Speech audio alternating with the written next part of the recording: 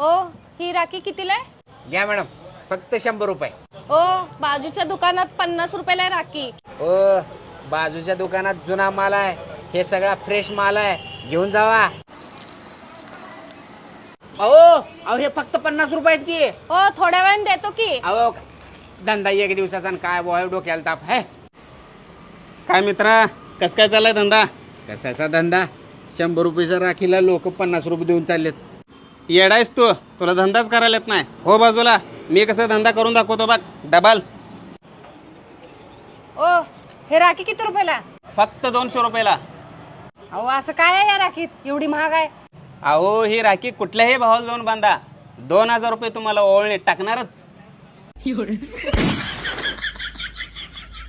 द्या 2000 रुपये.